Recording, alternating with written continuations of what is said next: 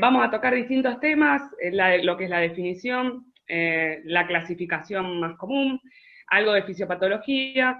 Me tomé el trabajo de hacer una lista de mediciones fundamentales como para que cuando nos toca hacer uno de estos estudios, las cosas que no nos podemos olvidar de ver porque las, digamos, conviene y corresponde informarlas.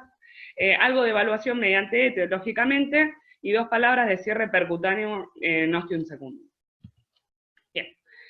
Con respecto a la definición, es un defecto en el septum interauricular, acá lo podemos ver, en donde se produce una comunicación patológica, no fisiológica, entre las dos aurículas. El shunt se produce durante la telesístole y protodiástole y tiene un refuerzo con la sístole auricular. Es una cardiopatía frecuente, es la tercera más frecuente y representa entre el 7 y 10% de todas las cardiopatías congénitas. En jóvenes y en adultos suele aparecer aislada como un hallazgo. Para su clasificación nos basamos en la ubicación. La más frecuente es el ostium secundum, que se produce en la zona donde estaría la fosa oval, también se puede ver como defecto tipo fosa oval, escrito. El ostium primum, que en realidad después vamos a hablar, que digamos, es una variante de otra cardiopatía congénita realmente por cómo se produce. La CIA tipo seno venoso, que tenemos superior e inferior, y la tipo seno coronario, que también vamos a hablar de que, digamos, es un shunt más bien hemodinámico que, digamos, para ubicarlo más que anatómico. Les puse este dibujo porque me gustó, la verdad que se puede ver, digamos, en dos vistas, desde la cara auricular y de frente, a donde se producen la mayoría de los defectos, más que todo porque la verdad que lo que era el seno venoso, a mí me costaba ubicarme y me pareció que estaba bueno el dibujo. Este sería el seno venoso superior. Acá lo que ven en el primum es que es bien en la parte donde conectan con las válvulas a la altura de las válvulas aurículo-ventriculares. Después también vamos a ver que esto se relaciona con los cojinetes endocárdicos que están acá. Entonces, en realidad la patología se produce por el desarrollo patológico embriológico de esto, y por eso se contacta con la CIB en muchos casos, y ahí ya no sería más un ostium primum, después lo vamos a ver.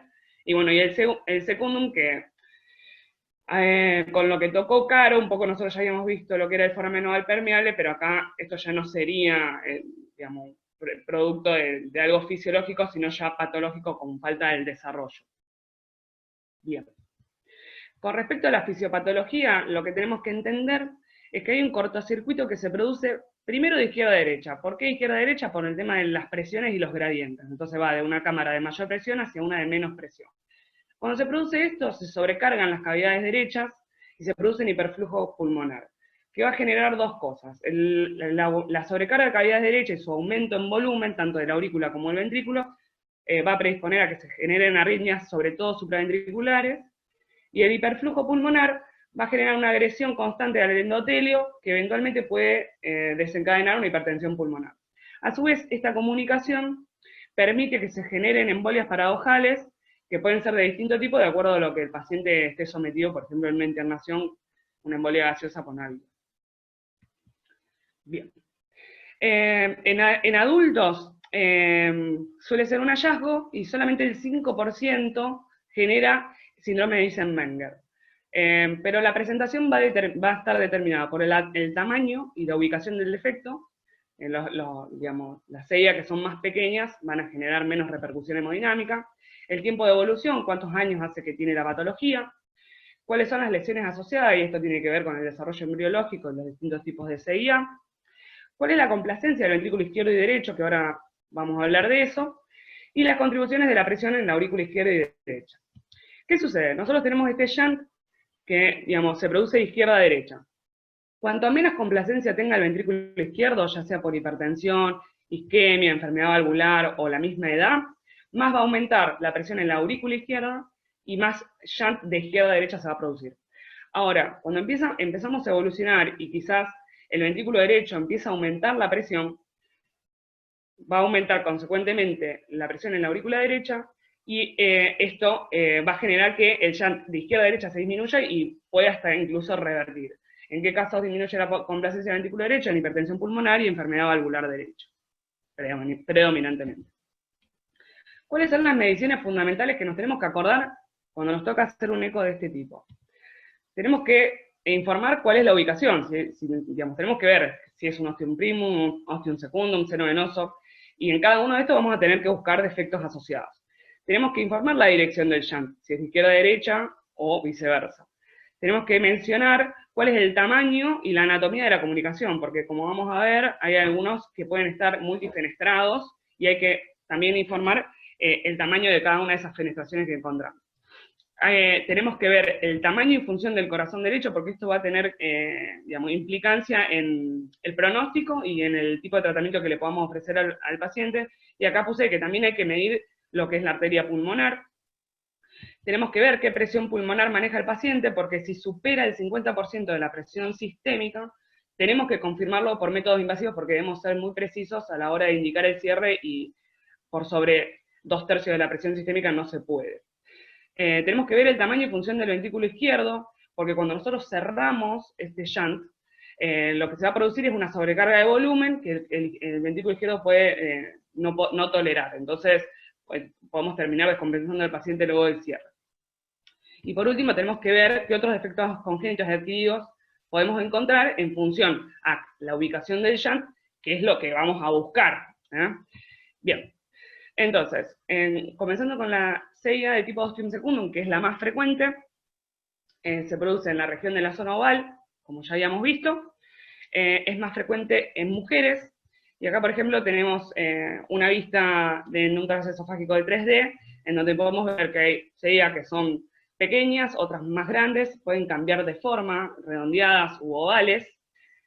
Después tenemos multifenestradas, acá le llaman queso suizo, y lo que podemos ver acá en el bidimensional, que parecen que son solo 2 orificios y vemos shunts, de repente en la vista de la aurícula derecha nos encontramos que en realidad son varios orificios, 4 de hecho, y acá lo que podemos ver en la tercera imagen es ya la imagen con el cierre, con el parche pericárdico, cómo queda, y bueno, la utilidad de este método diagnóstico.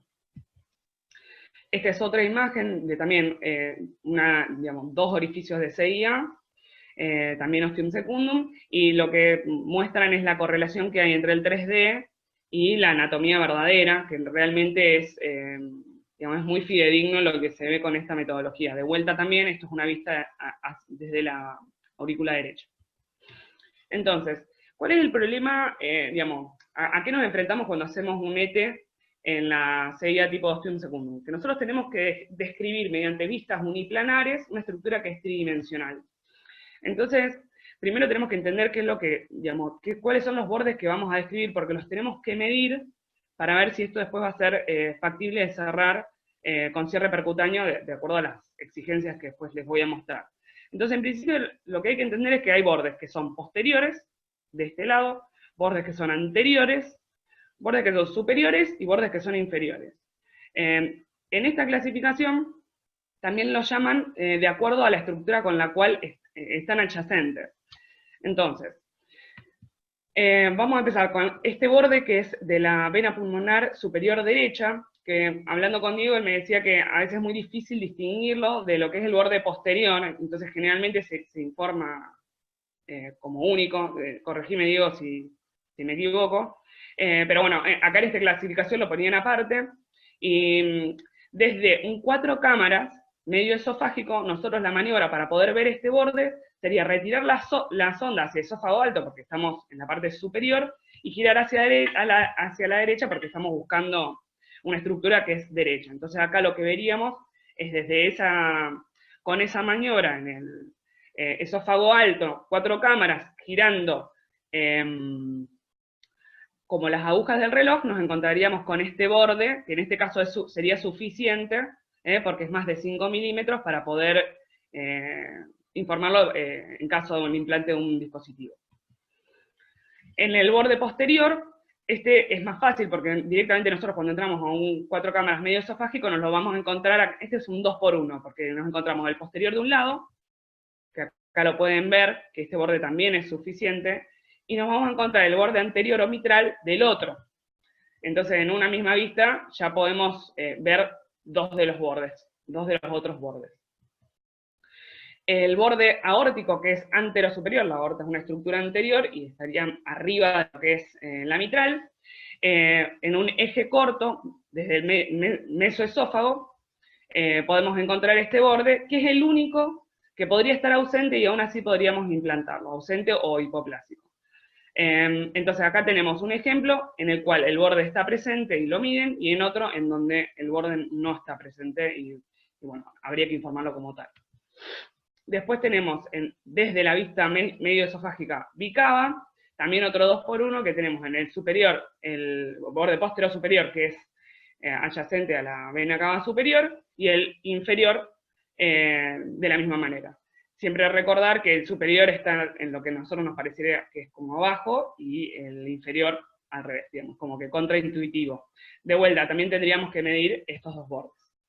Y por último, el borde del seno coronario, que si subíamos a esófago alto para encontrar estas estructuras, para esta desde el medio esofágico vamos a bajar, avanzando en búsqueda de este borde. La verdad que no encontré muchas fotos con estas mediciones, se las saqué de este trabajo que les estoy mostrando. Bien, entonces ahí tendríamos todos los bordes. Después vamos a hablar al final 2 palabras de lo que es el implante dispositivo. Con respecto a la CIA de Ostium Primum, es un defecto que involucra los cojinetes endocárdicos. ¿Y qué pasa? En general es una versión o parte del espectro del canal AB, generalmente asociada a la hendidura o cleft mitral. Esta es una imagen de un canal AB, no de un Ostium Primum, y la puse ¿por qué? Para entender de que nosotros tendríamos la parte superior en el Ostium Primum comunicada, y en el canal AB nos encontraríamos también con la comunicación interventricular.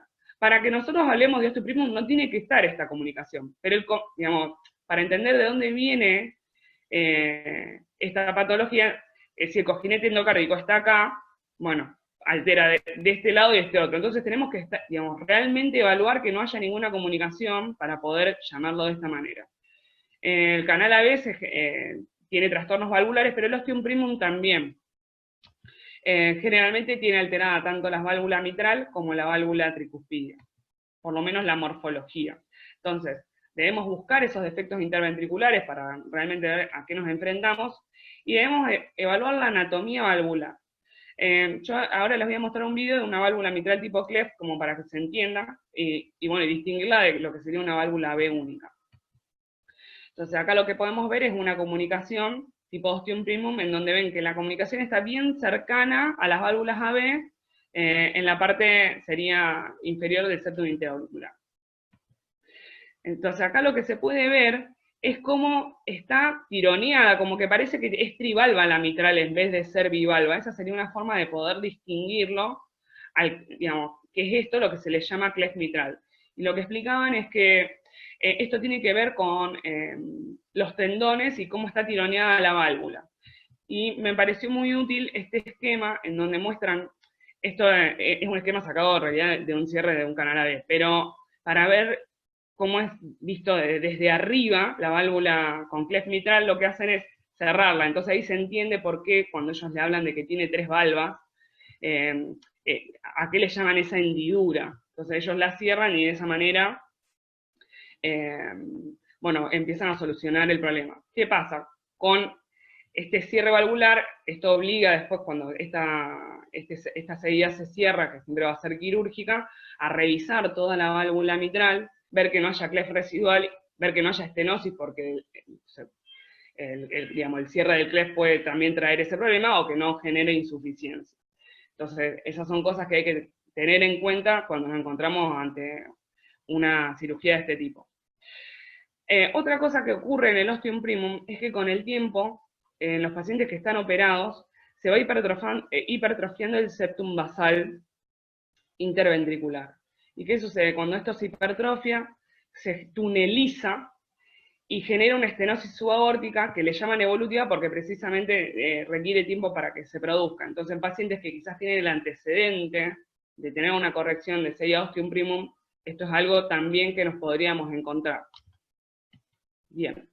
Con respecto a la CIA de tipo senovenoso, como dijimos, hay de tipo superior y de tipo inferior. Ambas cabalgan sobre el defecto, Y la que más se asocia a una conexión anómala de venas pulmonares es la superior. Generalmente se conectan las venas pulmonares derechas en la unión cabo-atrial, que ahora les voy a mostrar un dibujito que está bastante bueno. Entonces acá lo que nosotros veríamos es la comunicación patológica que hay en este tipo de CIA, en este caso un seno venoso superior. Y se ve cómo está cabalgando el defecto, cabalgando la cava sobre el defecto. Acá lo que podemos ver es cómo están conectados el drenaje venoso pulmonar anómalo a la unión cabo-atrial, o sea que se va a la zona donde la cava se une con la aurícula y aparecen estas venas pulmonares que no deberían estar. Entonces, cuando nosotros nos encontramos con una serie de este tipo, también tenemos que evaluar el drenaje pulmonar derecho. Y el izquierdo también, pero digamos, más frecuentemente el derecho. ¿Cómo hacemos? Desde un 4 cámaras medio esofágico retiramos un poco la sonda porque son estructuras que están más superiores y giramos a la derecha en un ángulo entre 0 y 30 y bueno, lo centramos y buscamos con color. Acá lo que podemos ver es la vena pulmonar entrando en la aurícula derecha y en la aurícula izquierda, perdón, y en este caso también con flujo color, para ver cómo se ve la vena pulmonar. Esta es otra vista en eje corto. En este caso no hay un drenaje pulmonar anómalo, y podemos ver la vena cava superior, que no está comunicada con la vena pulmonar, y en este caso, sí, en bidimensional se puede ver cómo estas dos estructuras están comunicadas, por lo tanto habría un drenaje que sería anómalo. Bien, con respecto a la evaluación del drenaje pulmonar izquierdo, también desde el 4 cámaras medio esofágico, retiro levemente la sonda y aplicamos un ángulo entre 0 y 60. Buscamos la orejuela primero, y ahí empiezan a aparecer las venas pulmonares, y empezamos a girar a la izquierda. Cuando giramos a la izquierda, nos encontramos primero con la superior, y si avanzamos un poco la sonda, nos vamos a encontrar con la inferior. Otra maniobra sería, desde la misma vista medio esofágica, aplicar un ángulo entre 80 y 120, y girar la sonda.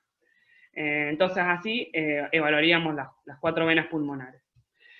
En la serie tipo seno coronario, esta es bastante interesante. ¿Qué sucede? Hay una comunicación hemodinámica entre ambas aurículas. ¿Por qué digo hemodinámica? Porque yo lo interpreto así.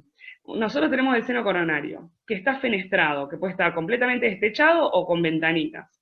Y básicamente entra la sangre y se sube al seno coronario para llegar a la aurícula derecha. Y ahí tendríamos la comunicación, porque no es que nosotros vamos a encontrar per se, digamos, se puede ver en algunas vistas cuando está destechada, pero no es tan fácil, es más bien hemodinámico. Generalmente se asocia a una vena cava superior izquierda persistente. Cuando vemos que el seno coronario está dilatado, lo primero que tenemos que buscar es esto. En esta vista medio esofágica de 2 cámaras, acá podemos empezar a buscar el seno coronario, que ahí ya vamos a ver si está dilatado o no, y si tenemos suerte, vamos a encontrar que le falte el techo.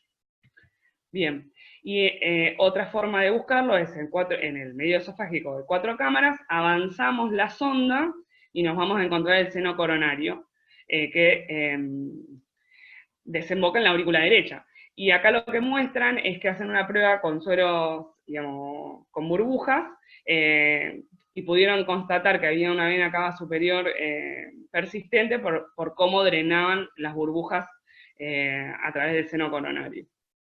Pero bueno, no sé si alguien ha tenido alguna vez la oportunidad de ver alguna de estas CIA y quiere contar algo al respecto. Si no, sigo. Hola. Nunca. Yo vi y diagnostiqué una CIA ostium primum en PAMI 2, en un chico, nunca la había visto. Tengo las fotos guardadas en un cajón en el instituto. En un chico con síndrome de Down que tenía 30 y pico años. Era una CIA ostium primum, pero tenía las 2 válvulas auriculoventriculares implantadas a la misma altura y tenía una flor de CIA con hipertensión, o sea, con cavidad derecha enorme. Era un chico de 30 y largos años. Yo nunca había visto, y en realidad nosotros hacíamos ecocardiograma bidimensional en el PAMI 2, no hacíamos Doppler. Son esas cuestiones ridículas, ¿viste? De la salud pública, entre comillas. Y bueno, obviamente yo tenía el equipo con Doppler, apreté el botón, puse el Doppler. Y lo sospeché como una serie osteum primum, pero nunca había visto. Después se terminó confirmando, y era un chico con síndrome de Down que habrá tenido 37, 38 años. Era una CIA osteum primum, la única que vi. Y se ve tal cual está en la foto, igual. O sea, ves el defecto enorme ahí, en la base, y un detalle que, bueno, por lo que vi está Soledad de la charla, que nos puede aclarar todo lo que sea, pero es fundamental el detalle de ver las válvulas auriculoventriculares implantadas a la misma altura. Carlito, ¿vos no habías visto una? A Carlos, mí una vez me... Sí, Hace en los no alerts, mucho. en los alerts vi una, un chico con síndrome de Down también que estaba internado, en realidad tenía un canal AB único con un defecto en el septum interventricular. Pero después no sé cómo terminó realmente la historia, pero sí, había habido una. Hola, uy, perdón, te interrumpí. No, que yo le decía que el septum primum se diagnostica con transtorácico, después se confirma, pero el transtorácico es suficiente, ahí sí o Sí, sí totalmente. es Después, diagnóstico. Y yo eso lo vi las tipo seno venoso, las ostium secundo, bueno, todas esas sí. Nunca vi una tipo seno venoso, nunca. O no la buscamos. seno coronario. Seno Sí. venoso, seno coronario, nunca lo vi. Bueno, perdón, tampoco, y la verdad que es muy infrecuente la tipo seno Decía menos coronario. del 1%. Realmente no he visto, tampoco he visto digamos, en la etapa de formación, que había un montón de pacientes, y bueno, nada, es súper infrecuente la de seno coronario, así que la verdad que en ese tema no me voy a meter.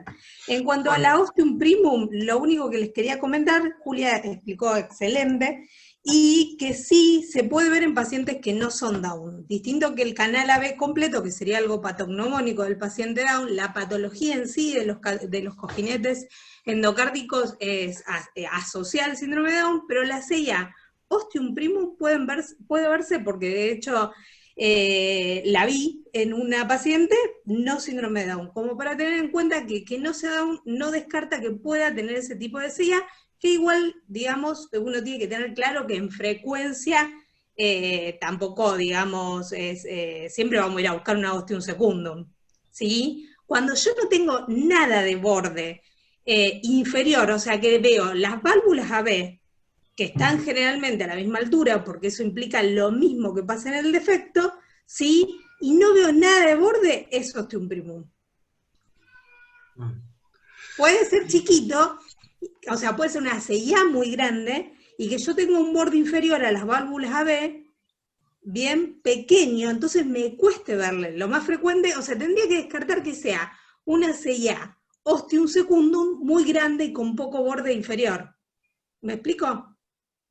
Por frecuencia. Sí. Ahora, si a mí me parece, y el paciente es Down, cierra todo, sí, pero si no, cierra todo porque es muchísimo más frecuente. Pero se pueden ver el ostium primum en no Down, e insisto, le tengo que buscar bien el borde inferior, ¿sí? Porque puede ser un ostium secundum grande. De hecho, pueden coexistir ambas CIA, que como pasa en el paciente Down, ¿sí? Tiene su patología de los cojinetes y asocia la CIA ostium secundum muchas veces.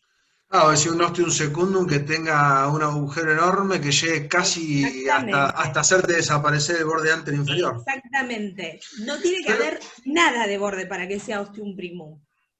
Yo una experiencia que les puedo contar también, que me pasó en consultorio hace varios años, es un chico también de un pibe que ahora debe tener 40 y largos, debe tener 46, 47 años ahora, y lo vi, tenía 38 años más o menos, sin antecedentes, y lo conozco porque consulta por disnea, una disnea desproporcionada a lo que él estaba acostumbrado. Él se juntaba a jugar al fútbol 1 o 2 veces por semana con los amigos. Le pide un eco y me informan cavidades derechas dilatadas, hipertensión pulmonar, y no le encuentran CIA y no le encuentran nada que justifique cavidades derechas y CIA.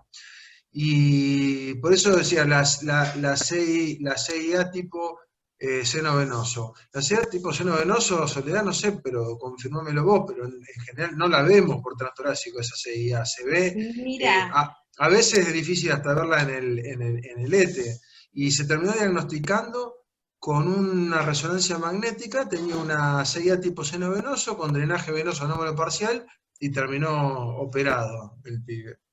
Creo que Laura vio una seno venoso, ¿no, Laurita? Sí. Pero en Sí, yo transtorácico hace no la no ves. mucho, el año pasado. La presenté una vez un martes ahí en la Casa de la Educación, comenté el caso. Que, La viste que por- también te la había viste llamado por- la atención el seno, Por estaba este la dilatado, viste. ¿o no? Sí, Era un chico de 17 Sí, que en años, real- por ahí. sí, La habrá visto que por en este. realidad tenía cavidades derechas súper dilatadas y tenía una CIA que parecía ostium secundum, pero era tan chiquita que no justificaba terrible dilatación de cavidades Pero la- derechas. ¿Pero la viste por este, Laurita? No, era un transtorácico. Lo que le veíamos era un flujo en la zona, ¿viste? Donde drena la vena cava superior, bien adyacente al septum interauricular, en el techo de la aurícula, ¿En qué corte? que obviamente no En el- podías distinguir ni ahí si era una vena pulmonar, o sea, un drenaje venoso anómalo, o era el flujo de la vena Pero cava en el- superior. Al menos yo en no el tuve esa eje- capacidad. En el eje corto para externar en los grandes vasos. Ahí. No, eso en un 4 cámaras. Y después, claro, después lo que puedes buscar en el subsifoideo, si podés hacer una vista de Bicava, que sé que en pediatría se puede hacer fácilmente y en adultos tiene que tener muy buena ventana subsifoidea, ahí Ajá. podés llegar a ver algo es la con mucha regla, suerte. digamos, es la regla. Vos tenés cavidades derechas y no ves el septum interauricular, digamos, no puedes ver la parte como cuando haces el subsifoideo, que no ves la ostium secundum, tenés que sí o sí hacerle. Para nosotros es fácil, porque en realidad, después lo iba a comentar, que nosotros en realidad usamos el traje esofágico solamente intraprocedimiento, no diagnóstico. Distinto que en el adulto, que en la anatomía es mucho más difícil de evaluar todo lo que dijo Julia, ¿sí? Por las ventanas. Si vos tenés cavidades derechas dilatadas, lo que tenés que hacer es, bueno, buscar por frecuencia, vas a ir a ver el septum interauricular, ¿sí? Girar y hacer el eje de cavas para descartar, si no tenés una buena ostium secundum que justifique ese hiperflujo, ¿sí? Buscar el eje de cavas que vas a ver. Yo tengo experiencia que, no sé si lo interrumpía el Pipa e iba a comentar él algo de eso. Yo he visto más seno venoso superior, o sea, de vena cava, bien, y generalmente se asocian a la anomalía de la vena pulmonar superior derecha. Sí, Exacto, sí, este chico tenía eso. Sí, superior, sí. Seno venoso inferior, la verdad, una he visto, menos que lo que por ahí está descrito en la frecuencia, pero el eje de cavas ayuda un montón y sí o sí es de regla. Y si no tenés y no ves nada, sí o sí ir al supraesternal, girarte de la aorta, ¿sí? Y hacer el corte del cangrejo, donde vos ves una aurícula izquierda, o sea, esto, yo sé que para ustedes es más compleja la ventana, pero se podrían ver las venas pulmonares llegando a la aurícula izquierda y ahí intentar descartar alguna anomalía parcial del retorno venoso, que sería la otra causa de hiperflujo. Insisto, o sea, perdón, la anomalía puede estar asociada a la CIA o puede estar sola, la anomalía parcial. ¿Me expliqué? Sí, perfecto. Y otra cosa que quería agregar, lo último, causa de seno coronario dilatado, porque el otro día hice un eco con un paciente, un hombre de 60 y pico años, tiene un seno coronario enorme. Y me acuerdo que Miralia siempre me decía, y casualmente ayer a la tarde estuve en el hospital charlándolo con Mackey. Causa de seno coronario dilatado, para que sepan, son 3. Hipertensión pulmonar, que generalmente la vemos en los EPOC, la persistencia de vena cava superior izquierda, sí. Y el drenaje venoso anómalo parcial, que Mackey me dijo, bueno, y el seno coronario destechado, como dijo Julia hace un rato, que es rarísimo. Bueno, son esas tres causas, pero seno coronario dilatado. Yo a este paciente, un tipo de 67 años, le informé, seno coronario dilatado, punto. Bueno, lo podés encontrar, la cava se puede llegar a ver, viste, en el supraesternal, pero es como decía recién Soledad. Rojo. Sí. Claro, un hombre medio grandote, con, viste, el supraesternal y los añosos, medio grandote, con tórax grandote, anda a encontrarle un... Pero bueno, se puede llegar a ver el supraesternal, los dos flujos, la aorta y la cava superior izquierda, que van hacia la misma dirección. Sabiendo digamos, que tengo un seno coronario dilatado y no encuentro ningún hallazgo positivo, ¿sí? Nada que los haga pensar que hay hipertensión pulmonar o hay hiperflujo, como sería una anomalía parcial del retorno venoso, que vos vas a tener sí o sí cavidades derechas dilatadas, yo creo que con eso, si vos tenés un eco normal y solo un seno coronario dilatado, sí, con eso, claro, pero le ponés el diagnóstico preventivo alto, claro. Lo podés sugerir de vena cava superior izquierda. Que de todas maneras, por lo que hablaba ayer con Carlitos Macri, tampoco tendría indicación de ahondar en una resonancia para ver si realmente lo tiene o no, porque es un hombre que va a vivir y se va a morir de cualquier cosa, tal menos cual. de... Sí, tal cual. Pero no bueno, sería una variante que si no genera, si vos ves y no genera ningún trastorno, que es lo más frecuente, no debería implicar más estudios, ni corrección, ni nada. Lo que pasa es que nosotros que hacemos adultos es un hallazgo que lo tenés que informar porque es alevoso. Cuando vos ves un seno coronario enorme, vos lo ves grandote y tenés que ponerse. Sí, vos sabés que yo lo que pasa es que por ahí el que recibe el estudio capaz que entra en pánico porque no sabe dónde correr. Pensé en escribirles para ver el tamaño y no lo pude encontrar, pero tengo el número que en adultos, yo porque no lo uso, pero que el número son 2 centímetros para decir que el seno coronario está dilatado. Después cualquier cosa si alguien lo tiene o yo nunca... pero es el número que tengo dando vuelta, cuando a veces dudas para medirlo y poder ajustarlo, ¿no? Yo nunca leí, le decía también a Macri, nunca leí un valor de corte, pero este medía como 27, 28 milímetros. Era grande. Bueno, por Andrés, eso creo que el valor es más de 20 milímetros. Andrés, ¿qué hacemos si tenemos que pagar el resonador? ¿Le pedimos o no? No, si yo sin meterme en ese campo dije que tenía entendido que no tenía sentido. Ahora, si somos los dueños del resonador, sí. Ahí está. Sigamos, chicos. Bueno, bien. Entonces, ¿cuáles son las indicaciones de cierre en el adulto? Que nos encontremos con que ya hay sobrecarga de cavidad derecha, quiere decir que el hiperflujo es importante, que el QPQS sea mayor a 1,5, pero también tenemos que tener presiones de la arteria pulmonar que sean bajas, menores a 2/3 de la presión arterial sistémica, por eso, y resistencias vasculares bajas. Por eso hablábamos de que si ya tenía más del 50%, había que hacer un cateterismo derecho como para terminar de confirmar, porque con el cierre puede haber gran descompensación. Y como había mencionado previamente, hay que tener en cuenta si el paciente tiene disfunción ventricular y cuál es el grado de hipertensión pulmonar. Y acá, bueno, aclaran obviamente que cuando ya hay síndrome de Eisenmenger, ya no se puede contemplar la indicación del cierre en el adulto. Entonces, las características ideales para poder indicar un cierre percutáneo es, primero, que la CIA sea tipo ostium secundum. El resto de las CIA son de resorte quirúrgico. Que el tamaño sea menor a 40 milímetros, idealmente 20. Que los bordes, que hablamos que eran, digamos, todos esos bordes que conformaban la estructura tridimensional, tienen que tener todos mayor de 5 milímetros, excepto el anterior superior, que sería el que veíamos en el eje corto de la aorta, tienen que estar presentes, porque es donde se va a anclar el dispositivo. Y nuevamente el tema de las presiones pulmonares y las resistencias vasculares, que deben ser menor a 2/3 de la sistémica. Una vez que está implantado el dispositivo, esto lo puse más que todo porque a veces nos llaman para hacer ecos posteriores, con el transtorácico simplemente ya se puede confirmar el éxito del tratamiento, utilizando Doppler color convencional. Lo que vamos a ver es que esté bien implantado el dispositivo, que no tenga leak residual, bueno, que no se haya soltado, que no haya perforado, que digamos, que posterior al implante del dispositivo no haya insuficiencias valvulares que puedan haber sido secundarias al implante. Y mismo si el paciente, bueno, hay sospecha de trombosis o de endocarditis, también nos lo pueden pedir.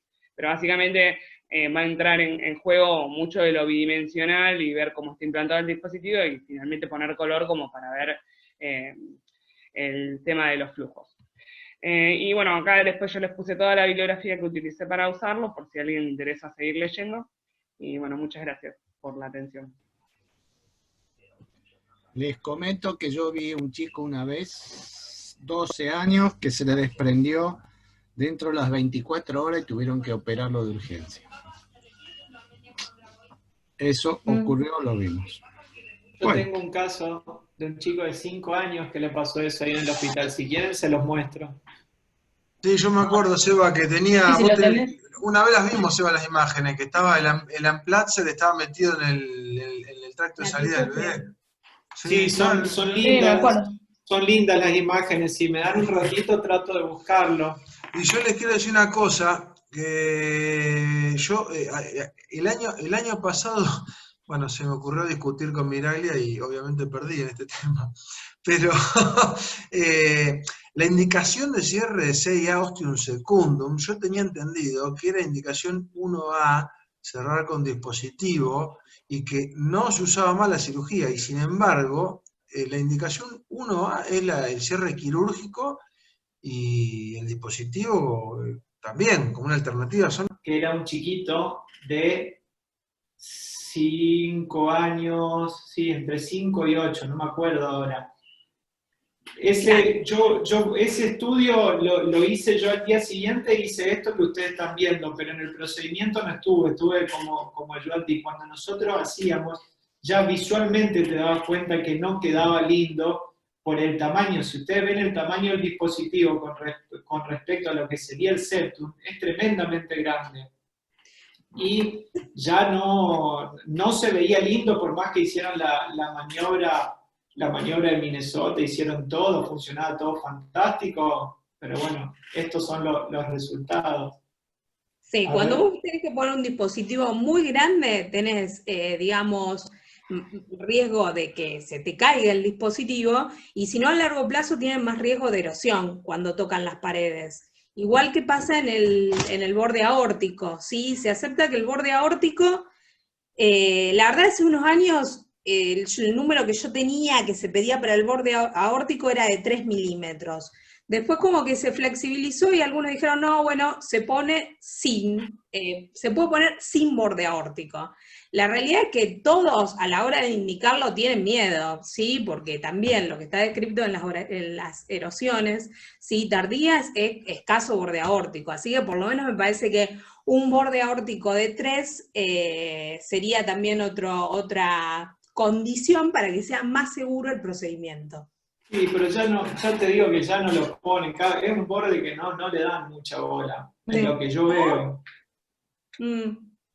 Me parece que, bueno, viste, la última palabra realmente la tiene el hemodinamista, pero es muy arriesgado. Es muy arriesgado, porque, bueno. Ellos dicen, lo que dicen es que si bien están descritas, que las erosiones son extremadamente raras. Es más, uno me puso, como el caso, me dice, es como que en una ergometría se puede morir un paciente. Sí, se puede morir, es extremadamente raro. Esa fue la respuesta que tuve cuando hacía estas preguntas, porque ya he visto poner dispositivos en 0 borde aórtico directamente, ¿sí? Que es un pelito y meten. Este no es el caso, yo creo que este caso tenía muchas cosas para que fracase, pero... Mira. Me gustaría que alguno de los chicos diga qué vista es esa, para ir un poquito a las bases del eco.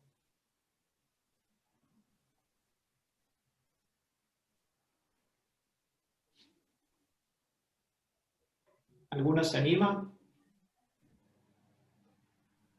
A ver.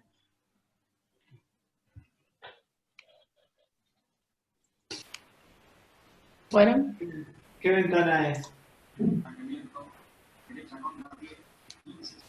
Y ojo, no estoy pidiendo vista, con que digan ventana y vamos describiendo un poco, pero arranquemos por qué ventana es esta. No, subsifoidea. ¿Por qué subsifoidea? Y se ve el hígado ahí. Perfecto, las respuestas son eso, es una ventana subsifoidea porque se ve el hígado. Ahora, ¿qué vista es esa? Es un eje me genera dudas si no es un eje de grandes vasos, pero me parece que sería un eje de 4 cámaras y está ahí, pero no logro entenderlo bien. A ver, diste 2 opciones de cuáles son tus dudas, ¿por qué crees que puede ser uno o que puede ser el otro? porque la válvula tricúspide es que se está moviendo, me parece que es el dispositivo el que está al lado de la válvula, o está más abajo, entonces no sé si es un eje. Mira, fíjate que en esta pantalla donde dice que yo estoy compartiendo, creo que ahí vos podés tocar y agarrar el cursor. O a ver, control remoto. A ver si funciona esto. ¿Por qué no te encuentro? ¿Vos estás con algún nombre en particular, Fer? No, como Fernanda Godoy. Ay, ¿por qué no veo? No, a vos no te puedo pasar el control, no sé por qué. A mí me parece como que estuviese la válvula aórtica ahí moviéndose, y después está... ¿Qué es eso ahí? Esa es la tricúspide. Eso es la tricúspide. Si eso es la tricúspide, ¿esto qué es? Esa es la aurícula derecha. Perfecto. ¿Y esto? El ventrículo derecho. Bien. El tracto de salida. En una vista de 4 cámaras, al ventrículo derecho, ¿lo ves así o lo ves de otra forma? Y se vería más la pared se vería lateral, el septum ¿no? interventricular. Y el septum. Creo que esto es medio redondeado, ¿sí? Claro, Entonces, pero no sé... ¿qué es eso que está ahí? Y esa es la válvula aórtica. Eso es la válvula aórtica. Entonces, ¿qué vista dijiste vos que era al principio? Que era un eje corto, de grandes vasos, digamos. Es un eje corto de grandes vasos. Y ahí te ayudo un poquito más. Mira, ¿qué vista es esa? Esta es fácil. ¿Qué es eso?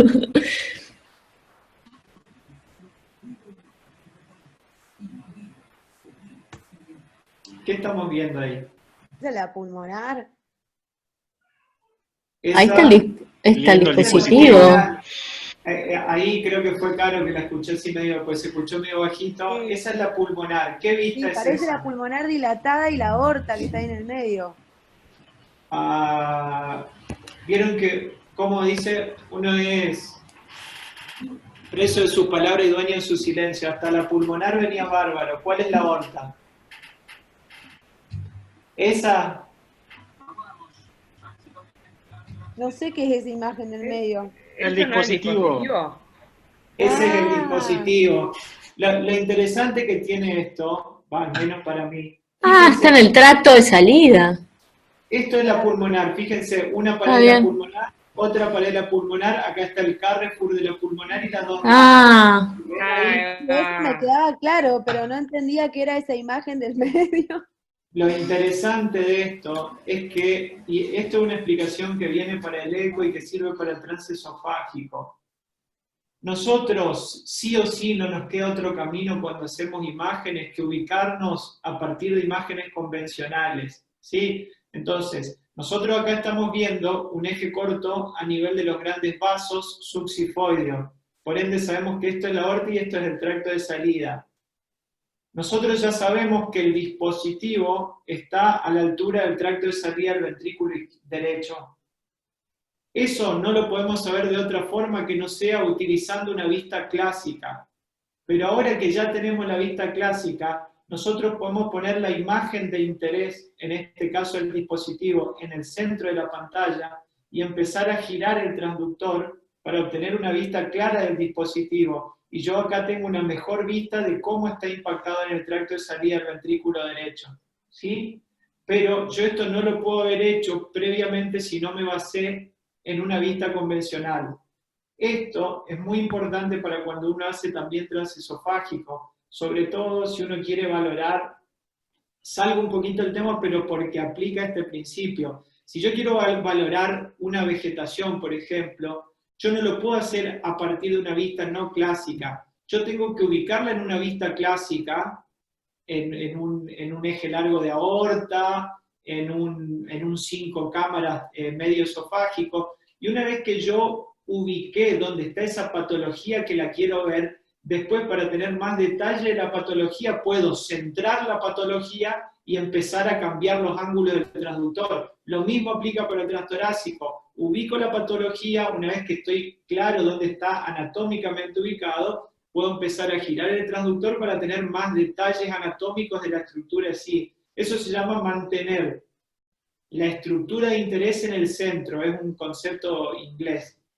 Pero lo importante que el principio es que lo ubiqué a partir de una vista clásica. ¿Por qué? Porque si yo tomo decisiones a partir de vistas que no son clásicas, puedo estar obteniendo volúmenes parciales, es decir, interposición de una imagen normal, y decir, por ejemplo, que hay una vegetación donde no la hay.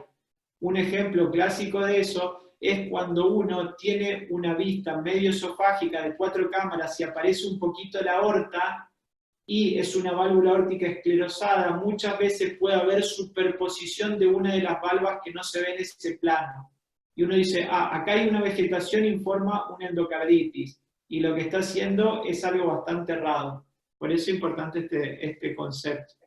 Perdón que salí de tema, pero bueno, y este era el caso de este chiquito que se le fue el dispositivo, que también lo tuvieron que operar y anduvo bien. Bárbaro. Re bien, a veces el hemodinamista puede intentar hacerlo, digamos, cuando pasó a la aurícula derecha y si ve que la válvula tricúspide no está comprometida, pero bueno, eso ya había atravesado tricúspide, ya casi en tracto de salida y todo. No, y aparte, esto fue al otro día. Esto no fue inmediato. El tema fue, al chico lo intervienen un día, mediodía, siesta, y fue un viernes. Y a mí me llaman el sábado, y yo fui el sábado al hospital porque lo que veía, el nenito estaba bien, porque esto no le generaba ninguna complicación. Claro, nada. Pero tenía lluvia de extrasístoles ventriculares en el monitor. Mira. La verdad que cuando yo bueno, era un espanto. Vos mirabas ese monitor y era un espanto. La placa de tórax también los hubiera ayudado al diagnóstico, digamos, al médico tratante. Hacer la placa y ver dónde está localizado el dispositivo, pero bueno. En cuanto a las extrasístoles, les quiero comentar algo. Me pasó 2 nenas más o menos de 12 años, sí, derivadas por un apto físico, extrasístoles ventriculares, bien, y como cardiopatía estructural tenían una CIA con repercusión. Sí, digo, porque están descritos mucho las arritmias supra, que generalmente se ven ya en el paciente adulto, ¿sí? Pero en los chicos, por lo menos este caso, 2 niñas más o menos de esa edad, la CIA en general es más frecuente en mujeres, así que, bueno, nada, como signo para la derivación y para el estudio.